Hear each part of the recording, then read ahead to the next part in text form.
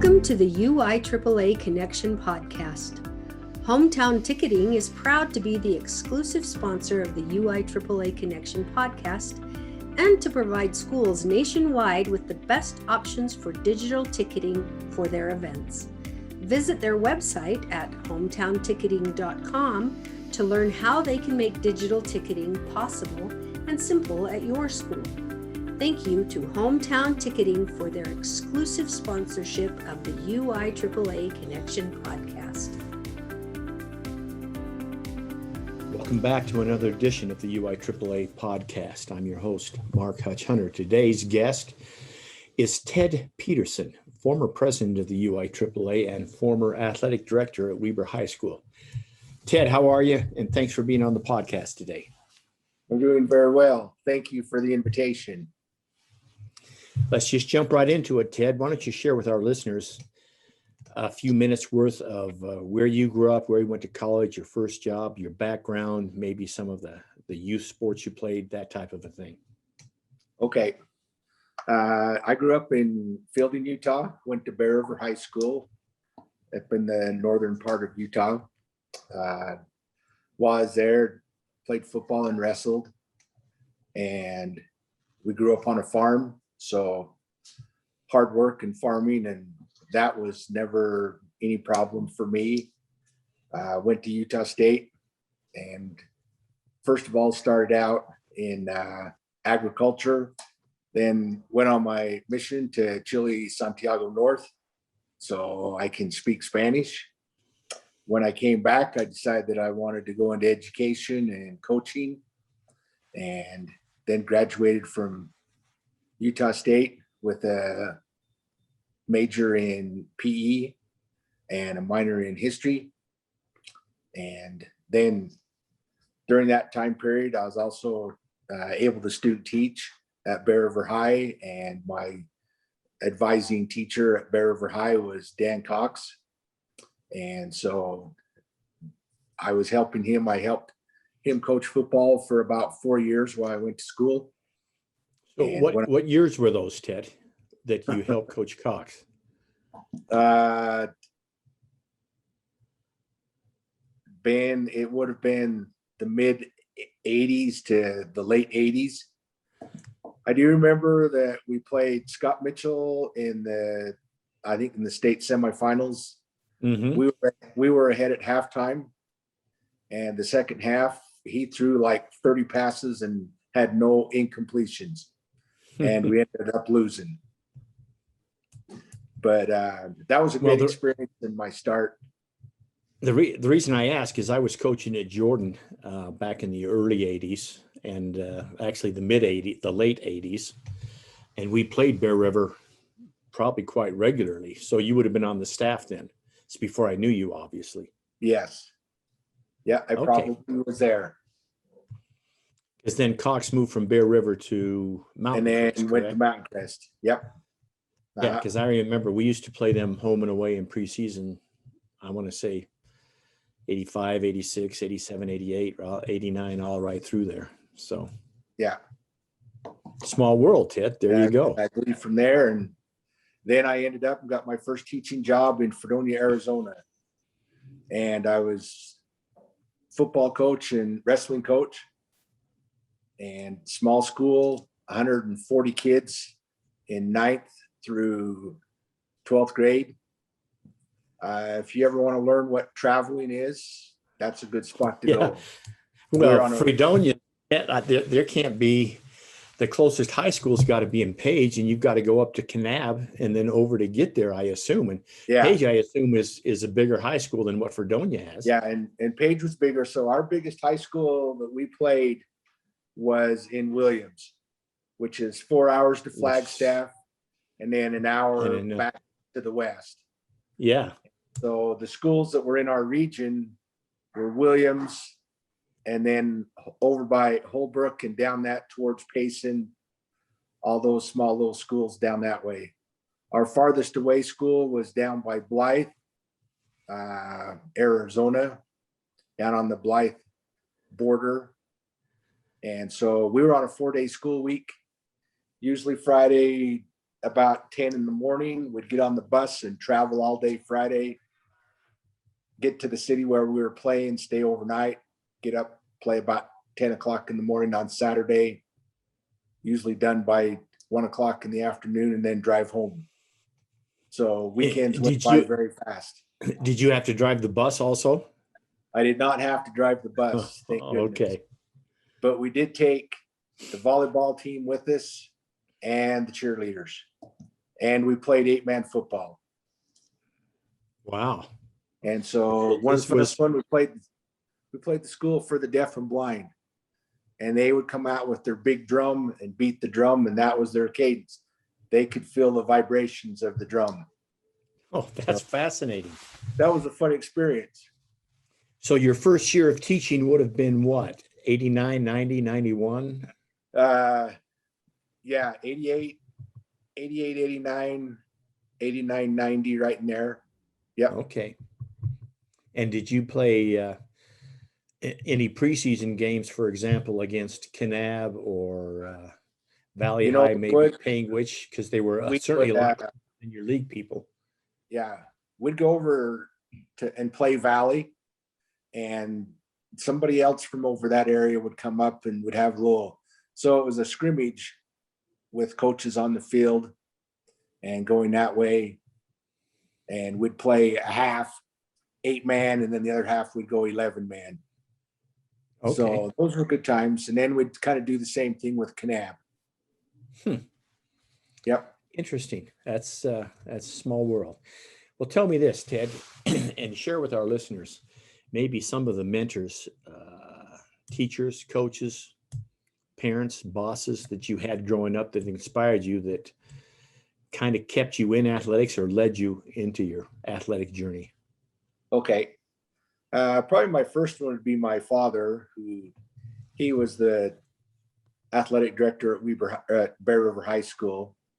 And so that was just kind of, we called it the family business. Mm-hmm. I have 4 brothers and 1 sister, and 3 of us were in education. I have some cousins that are in education. And so we just kind of called it the family business. But so my father was a great inspiration to me. Also, when I got over to Utah State, I signed up for a football officiating class, and that's where I met Art Mendini, who was at the time was officiating sports in Utah. And he told me, he says, you got to come try this. And so part of our assignment for a class was to sign up and officiate football games. And he got me into officiating football. And that was a good start for me to get to know who those officials were and some of the coaches. And then eventually I signed up to officiate wrestling, worked my way up. I got to officiate the state tournament 1 year. Mm-hmm. And then I went into coaching. And so I gave up officiating, but I learned and have a great respect for officials because I've been on that side of it as well. So how long did you officiate then, Ted? I think I did football for about 3 years and wrestling for 4. Okay. But Lee Dickamore was another great. When I got to Weber High, Lee was our athletic director at the time. I learned a lot of things from him and watching him as I got kind of involved into, and he let me go to the UIAAA conference once before I was actually an AD. And that's where I met Phil Russell and Dave Nordquist, who they were athletic directors in the Ogden School District. And okay, so is this back when it was a half-day affair held in the Salt Lake area before we moved to St. George then? No, it was in St. George, but I think it was just barely had gotten to St. George. Okay. But they also taught the 501 class, and they kind of just put me under their wing and says, I need to do this and get involved in the UIAAA. And they were great mentors to me and helping. And if I had questions, I could call them and get answers to whatever. No, well, they're both great men, and obviously, Yeah. sadly, for those who don't know, we just lost Dave here about 2 weeks ago, Yes. and then of course we lost Phil maybe 3 or 4 months ago to the Yeah. COVID, and then I know Dave was cancer, so that's a sad deal. So that's a great group. So I can remember. So it would have been somewhere around probably the 99 or the 2000 year. I think was the first year we taught. It was the very Somewhere, first leadership yeah. training course that we taught, and it would have been 501. Yeah, somewhere right in there. Okay. Yep. That's awesome. Well, tell us this, Ted. The job of today's athletic administrator, talk about how it's changed since that first conference you went to, even before you were the AD, to now that you're retired. Okay, I still remember we'd fill out big long papers. I think I remember the first cell phone I had, it was a brick phone. Yeah. And I don't know if many people even know what they look like anymore. But we kind of did everything. We'd make up our own charts and put check marks by it and say, yeah, these kids have done what have accomplished what they needed to be eligible to play. And so that's kind of where we started till today, that everything is just electronics, social media. Obviously the athletic director has a lot more to do right now than they did back then, and their duties have changed. But I kind of started out as an athletic director. We were still responsible for taking care of the fields and marking them and that way. And so I've learned that artificial turf is pretty nice. Yeah. Absolutely. You don't worry so much about rain and bad weather. And so that's been really nice to have that at your school.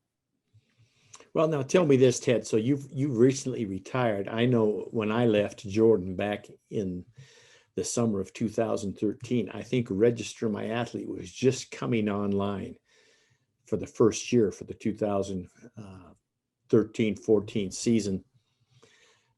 That's been a huge game changer, I assume, for you and everyone that was able to use it, because I can just remember the stacks and stacks of eligibility packets that you'd have to go through. Yeah, we'd get stacks this big of papers and have to sort all through that. I remember when Registered My Athlete, they asked if our school would be like one of the guinea pigs. And so we were, and to go through and work out any bugs that we saw, or ask and give recommendations to what needed to happen and along in that direction. I remember that we used to always get these kids that would show up on our Registered My Athlete. And I go, where are these kids? And I go ask the coaches that they had corresponded to, and found out we've never seen them before. Well, so we called up the guys over to Logan for Register My Athlete and says, why do we keep getting these people? We found out that we were Weber, so we were the last school on their guinea pig list of testing it out. So anybody that never really finished or completed their Register My Athlete, we were the default school that fell into. So I read through there, we're getting these guys 6'5", 280. And I'm trying to say, well, can I call them and see if they're really coming or not? And because we'd never see them. And our coaches would get all excited when they'd see big athletes and things like that. But so they had to figure out to not make Weber High the default school for things like that. But yeah, it was a really big changer and really helpful. And man, I don't know where ADs would be if they didn't have that program right now. Oh, absolutely. It's very helpful.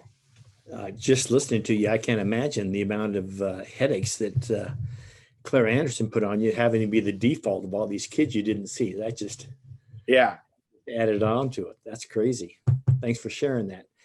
Let me ask you this, Ted. What is your biggest failure, and what did you learn from it? I think about the same time that Register My Athlete was coming out is that the state sets down deadlines for when you had to turn kids in, and it was early in the fall, so it was a boys golf, and I missed his academic all-state deadline. And it was a pretty prominent person and family in our area. And I got chewed out pretty good by the mother, by the superintendent. And I just says, I'll never do that again. And so trying to make sure that those deadlines, but that one was always hard because at that time I was still helping coach football. And you're still trying to coach a sport and get everything done at the beginning of the school year, and just golf because they're not on campus and they're away.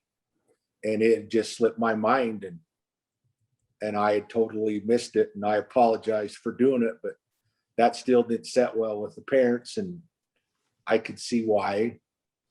And so I've always made it, and I just make sure to not ever miss those deadlines for the things that kids are going to get awarded for.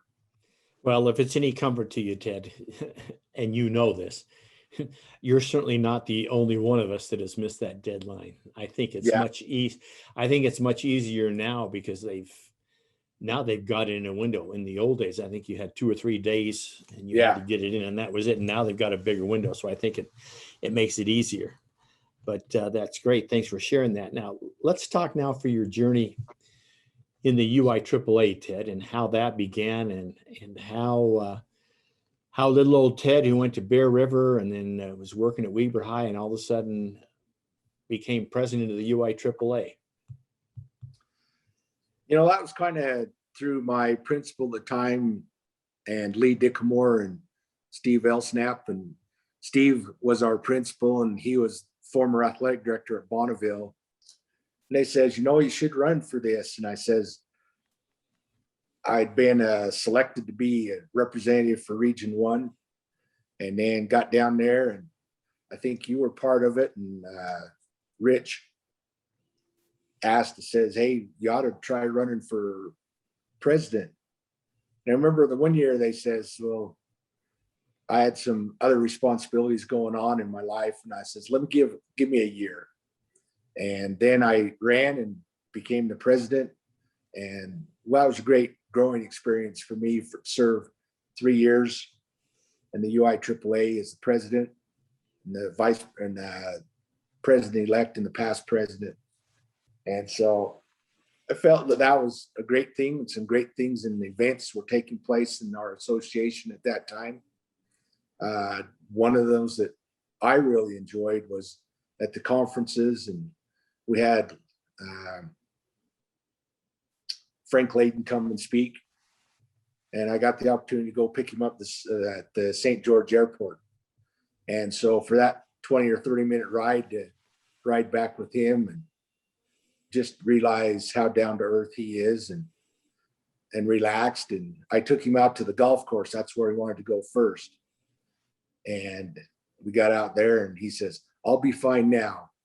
And he just kind of waddled up there, and because I think he and the golf pro are really good friends. And yeah, Reed's a good friend of his. Yes. Yeah, and Reed was going to get him back in. And as he spoke, one of the best conference talks I think that we've ever had is he started telling his stories, and very motivational.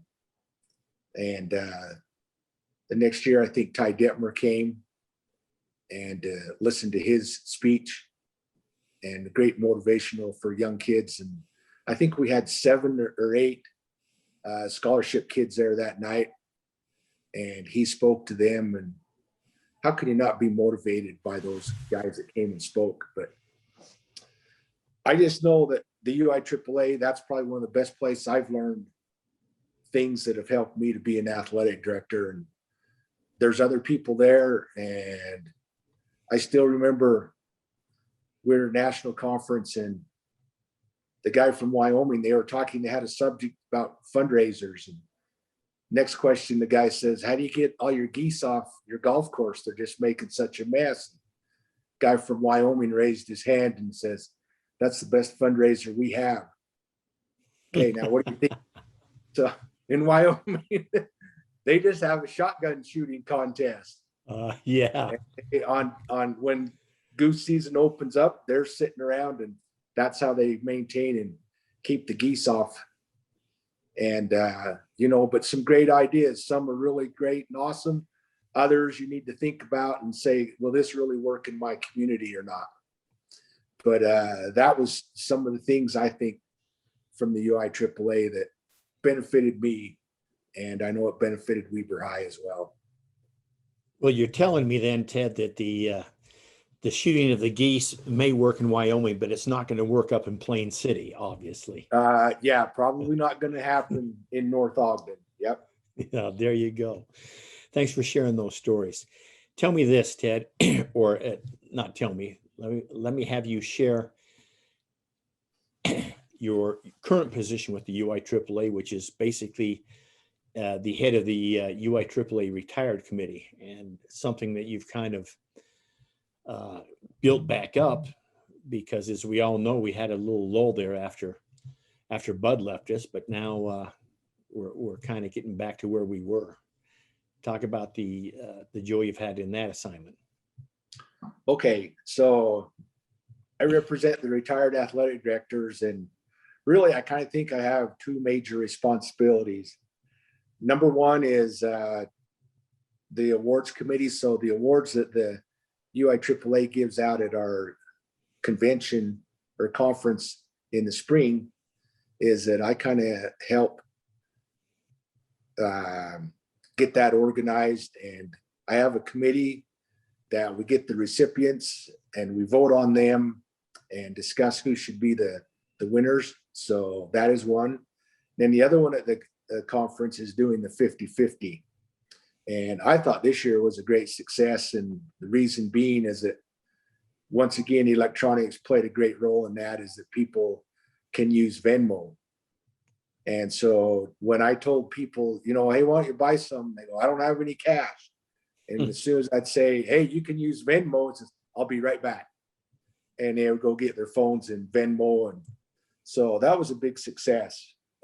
But being there and being able to recognize your peers for their accomplishments, that was a good thing. Thanks for sharing that, Ted. Talk to us now about your recent induction into the UIAAA Hall of Fame. Well, let me ask you this first of all, and I failed to mention this earlier. I believe, if I'm not mistaken, now I think your dad is Don Petersen, correct? Yes. And if I'm not mistaken, you are the only father-son combination of athletic directors of the year awards in Utah. Is that correct? I think so. Yeah. There might be one other, I can't remember, but I think we might be. Well, because I can't think of anybody else whose dad was an athletic director with the association. So I think that's kudos to you and to your father. But then back to the question I began to ask. Talk about your recent induction into the Hall of Fame, and what a nice event that is for you. That was a great honor and very humbling, but thankful for those and being able to do that. And I think it attributes to the hard work that's been put in, and just once again, that don't be afraid to get involved in the UIAAA, and you'll find, whatever you put into it, that I don't know if you'll get that whatever you put in, you'll definitely get that much back, but probably more from what you're going to learn from the UIAAA. And so that's where some of my best friends and colleagues are that I've learned from are there. And because they're in the ship with you, they're just at a different school, and they know they're going through the same problems that you are. And some of them have figured it out, and they'll tell you the answers. And I mean, nobody's keeping any secrets there, just because they're willing to share with whatever they've got to see and help you to make life easier for you. Very good. What is one common myth about being an athletic administrator that you would want to debunk, Ted? Something that people think, oh, you're the AD, this is your job, and that's really not the case. I think a lot of people think that you just sit around and don't do anything, and then you show up at games. And I'd say no. When the game time starts is usually you've already put in a 14 or 15-hour day, because a lot of the things I think that an athletic directors are the prep and the behind scenes that nobody ever sees. And I know that I felt like a lot of times our administration, they would just show up to the games and say, "Oh, look, it's working perfectly." They really didn't understand what went in to make that happen. But as soon as it doesn't run smoothly, the AD will be the one on the hot seat.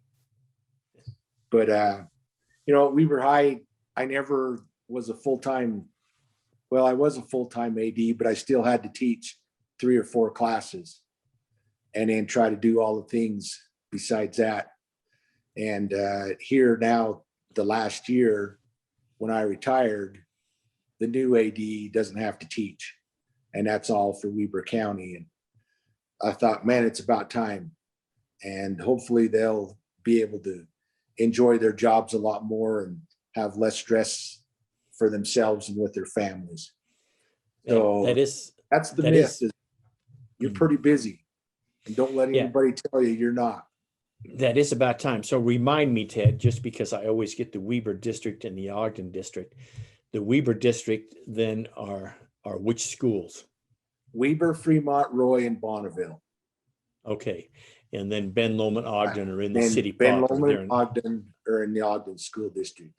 But I don't think their ADs, I think their ADs are not teaching either. Well, I think that's a great thing. I'm pretty thing. sure they're not. I think they were ahead of us. Yeah, I can't echo that sentiment enough that's what needs to happen, particularly in Utah, because we seem to be a little bit behind the national average on that type of a thing. Well, Ted, let me ask you this. I always ask my guests for 2 suggestions that they can give a new athletic administrator. When I say new athletic administrator, I'm thinking of someone between 1 and 4 years in the job.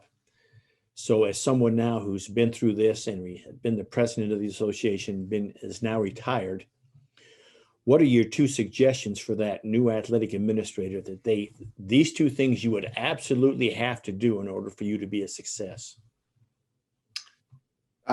Number 1, I think, is don't be afraid to work, because you're going to have to work. Be ready to come to work, and you're going to have long hours. You're probably going to work some weekends, and don't be afraid to do that. I think the second one is, and this is kind of the motto that I live by, is early in my career, we went to a football camp, and Ron McBride was the head coach at Utah. And it was a spring, and he got yelling at, he didn't have a very good quarterback, he did. It was Alex Smith. But he had 2 All-American defensive ends. But he didn't have any offensive tackles. They were freshmen, and they were doing spring ball. Those 2 defensive tackles were just getting after Alex. So he blew his whistle and stopped, and he went over and he yelled at the offensive coordinator, and he then yelled at the defensive coordinator, and basically says, "You coach your kids, I'll coach the quarterbacks." And I thought of that to myself, you know what? That's what an athletic director says. I want my coaches to be able to just go coach. And all the other problems and things, let me try to handle them for you, so that they can spend their time coaching their coaches and their kids. And so that was a pretty good motto for me to live by and to try to do that. Very well said. Thanks for sharing that, Ted. Let me finish with this question, Ted. What question should I have asked you that I failed to ask you?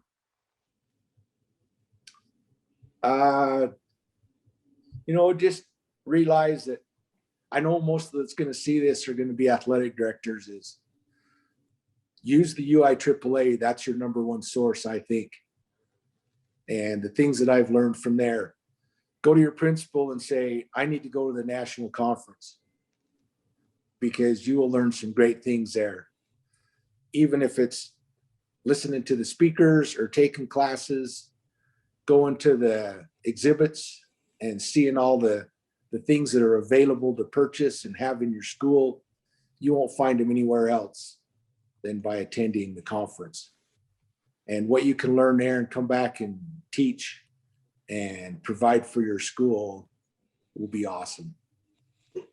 Let me follow up on that then for a second and ask you a second question, Ted, even though that was supposed to be the last one. So you were able to attend, I assume, 5 or 6 or 7 national conferences. Yeah. In your words, tell me now how your life as an athletic administrator changed once you went to that first one and understood that national network that's out there. I think after I came back from the first one, that feeling there is that you're not alone. Everybody in the country is going through the same things. I was also grateful that some of the problems they were having in other states that we were not. And that I think, like the register my athlete, I think we were still far ahead of a lot of other states than other states hadn't even started thinking about that, requiring physicals and requiring background checks and doing the things for the coaches. I think they were some great advancements from the state of Utah that we could share with others and learning that. But yet I took back some great things from some of the other states as well. And if your principals let you go, or your school board, go and go often if you can. Take them with you. Once you get to the first one, you always want to go back. Yeah. And that's something that I've talked to many of our guests on the podcast, and unless you can go to that national conference and experience it yourself for the first time, you can hear others talk about it, but you don't understand it until you're there yourself and experience it. I mean, when you're there and there's 10,000 other athletic directors and administrators listening there, you realize, wow, this is a big organization and the things that are there. Have I got time for a quick story? Absolutely, Ted. Okay. My first one, I went to Rocky Blyer, who was the other running back for the Pittsburgh Steelers, Franco Harris, and he tells the story, and Terry Bradshaw. And I remember he got up and he, in a pair of Levi's and a t-shirt, and he started talking about the little boy that lived across the street from him in his neighborhood growing up.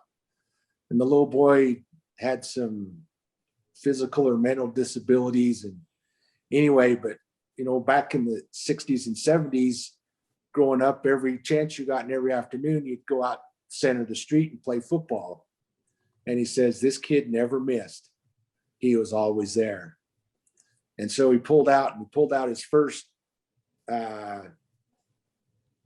World Series, not World Series, but they won the Super Bowl. He pulls out his first Super Bowl ring.